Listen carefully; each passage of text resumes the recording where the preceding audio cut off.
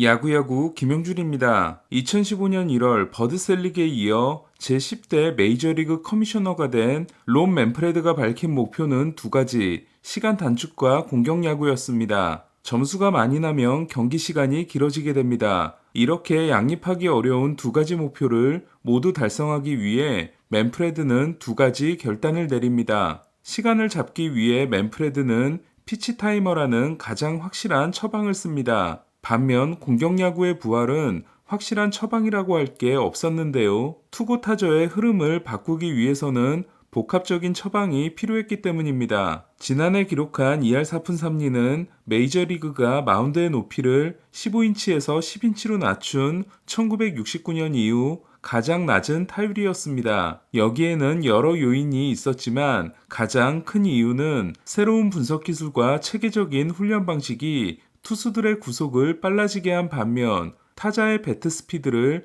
빠르게 하는 방법은 찾아내지 못했기 때문이었습니다. 1990년대 중반부터 2000년대 중반까지 일부 타자들은 스테로이드라는 해결책을 찾아냈지만 이는 정당한 방법이 아니었습니다. 2007년 12월 미첼 리포트가 발표되고 2008년부터 평균 득점이 급격히 떨어지기 시작한 건 우연의 일치가 아니었습니다. 투구 타자를 해결할 수 있는 가장 확실한 방법은 1893년에 그랬던 것처럼 투포수 간 거리를 더 늘리는 겁니다. 이에 메이저리그는 투포수 간 거리를 지금의 60피트 6인치에서 61피트 6인치로 1피트 늘리는 실험을 독립리그에서 했지만 너무 극단적인 방법이었기 때문에 포기했습니다. 이에 메이저리그가 선택한 건 공인구의 반발력을 줄이는 대신 쉬프트에 제한을 걸어 타자들이 다시 안타를 노리던 시절로 돌아가게 만든 겁니다. 쉬프트 제한은 타율을 높이는 효과가 얼마나 있을까요? 마이너리그에서 해본 테스트에 따르면 리그 평균 타율을 1위 정도 높일 수 있었다고 합니다. 2푼도 아니고 1위이면 별것 아닌 것 같지만 지난해를 기준으로는 안타가 500개 가까이 더 나올 수 있다는 걸 의미합니다. 그리고 이 수에는 대부분 좌타자들이 가져갈 것 같습니다. 다른 스포츠 종목에서 왼손잡이가 가지는 이점이 생경함 때문이라면 야구는 태생 자체가 왼손잡이에게 유리한 스포츠입니다. 야구는 베이스를 반시계 방향으로만 도는데 좌타석에서 출발하면 1루까지 더 빨리 도달할 수 있기 때문입니다. 좌타자는 1루까지 뛰는데 같은 스피드의 우타자보다 0.1초를 적게 쓰기 때문에 그만큼 타율을 높일 수 있습니다. 최고의 스피드를 자랑했던 리키 앤더슨 역시 좌타자였다면 더 많은 안타와 더 많은 도루를 기록했을지도 모릅니다. 왼손잡이였던 핸더슨은 동네 친구들이 모두 우타석에 들어서는 걸 보고 좌타석에 들어서면 안 되는 줄 알았고 결국 좌투 우타가 됐습니다. 타격왕 하면 떠오르는 세 명이 모두 좌타자인 타이콥, 토니 그윈, 테드 윌리엄스인 건 어찌 보면 당연한 일입니다. 하지만 2012년부터 확산된 수비 쉬프트는 야구가 좌타자에게 불리한 스포츠일 수도 있다는 걸 알려줍니다. 당겨치는 좌타자가 나오면 3루를 완전히 비워도 됐지만 당겨치는 우타자가 나온다고 해서 1루를 완전히 비울 수는 없었기 때문입니다. 때문에 당겨치는 우타자가 나오더라도 1루수는 1루 베이스 근처에 있어야 했고 좌타자와 달리 우타자에게는 극단적인 쉬프트를 쓰지 못하게 됩니다. 단 푸올스처럼 아주 느린 우타자의 경우 1루수는 베이스에서 더 멀리 떨어질 수 있습니다. 메이저리그는 2000년부터 2010년까지 11년 동안 배출된 22명의 타격왕 중 스위치 히터를 제외한 20명이 좌타자 11명과 우타자 9명이었습니다. 반면 2011년부터 2021년까지 스위치 히터 1명을 제외한 21명의 타격왕은 좌타자가 6명, 우타자가 15명이었습니다. 심지어 아메리칸 리그는 2011년부터 2021년까지 우타자가 11년 연속 타격왕에 오르는 역대 신기록을 세우게 됩니다. 7년 동안 미겔 카브레라와 호세 알투베가 각각 4번과 3번을 나눠 갖고 이후 무키 베츠, 팀 앤더슨, DJ 르메이유, 율리 구리엘이 타격왕이 된 아메리칸 리그는 루이스 아라에스 대 에런 저지의 대결에서 저지가 승리했다면 12년 연속 우타자 타격왕이 나올 뻔했습니다. 쉬프트가 좌우 타자에게 어떤 영향을 미쳤는지는 다음의 지표로 더 확실하게 확인됩니다. 우타자의 인플레이 타율을 보면 2009년과 2012년이 2할 9푼 5리로 똑같았지만 좌타자는 2009년이 3할 5리인 반면 2022년이 2할 8푼 3리로 무려 2푼 1리의 감소가 일어난 겁니다. 그러니까 2009년의 경우 좌타자가 우타자보다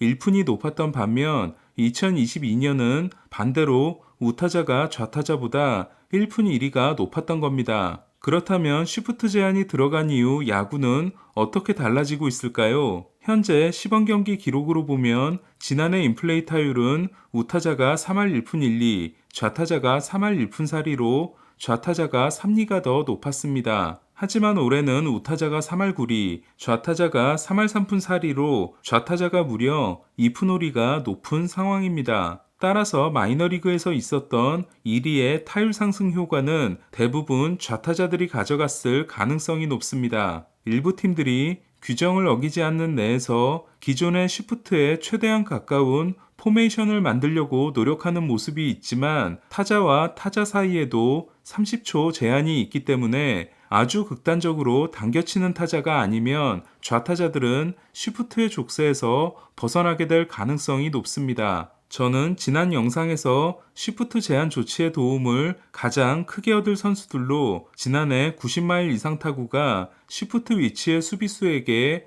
가장 많이 잡힌 선수들을 소개해드렸는데요. 1위는 코리 시거, 공동 2위는 요르단 알바레스와 라우디 텔레스, 4위는 맷 올슨, 5위는 카일 터커, 6위는 오타니 쇼헤이였습니다. 그렇다면 팀으로는 어떤 팀이 가장 이득을 보게 될까요? 지난해 좌타석이 압도적으로 가장 많았던 팀인 애리조나입니다. 현재 파이프라인 2위 유망주인 코빈 캐롤을 비롯해 제이크 메카시, 알렉 토마스, 외야 주전 3명이 모두 좌타자이고 캐텔 마르테도 스위치히터인 애리조나는 1번부터 7번까지 우타자가 일루수 크리스찬 워커와 지명타자 루데스 구리엘 2명에 불과합니다. 이에 애리조나는 유격수 유망주 조던 롤라와 외야수 유망주 드루 존스 두 우타자가 올라오기 전까지는 좌타선이 중심이 된 타선을 가져갈 전망입니다. 좌타자 스티븐 콴, 조시 네일러, 안드레스 히메네스,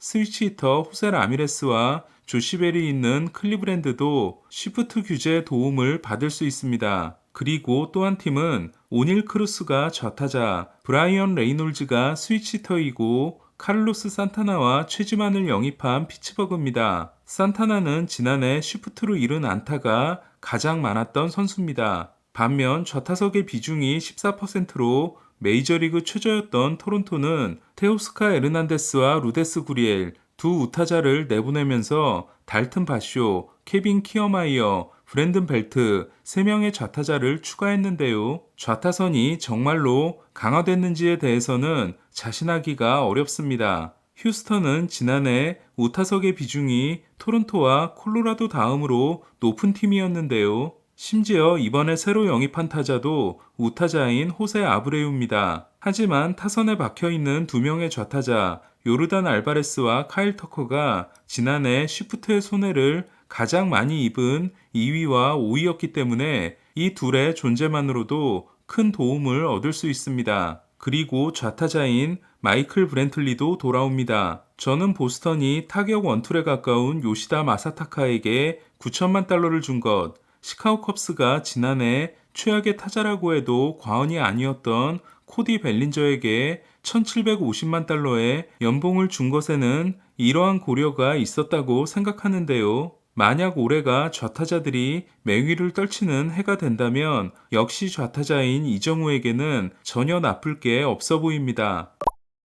저스틴 터너에게는 봄의 저주라도 있는 모양인데요. 2018년 스프링 캠프에서 공에 맞아 왼 손목 골절상을 당함으로써 첫 40경기를 결장했던 터너는 이번에는 맨 매닝이 던진 공에 얼굴을 맞아 출혈이 일어났고 구급차를 타고 병원으로 이동했습니다. 천만다행으로 터너는 16바늘을 꿰매긴 했지만 골절이 일어나지 않았고 뇌진탕도 확인되지 않았다고 하는데요. 손목 골절을 당한 후 공에 맞는 순간 딱딱해지는 특수 물질이 들어간 손목 보호대를 찼었던 터너는 검투사 헬멧을 쓰고 돌아올 확률이 높아 보입니다. 보스턴은 크리스 세일이 첫 시범 경기 등판에서 96마일을 기록하고 2이닝 2K 무실점으로 내려오는 반가운 일도 있었습니다. 다저스는 곤솔린이 수비훈련 도중 왼쪽 발목을 삐어 등판이 취소됐는데요. 다행히 큰 부상은 아니라고 합니다. 반면 지난달에 96마일을 던졌다고 해서 저도 따로 영상으로 만들었던 신더가드는 정작 시범 경기에서는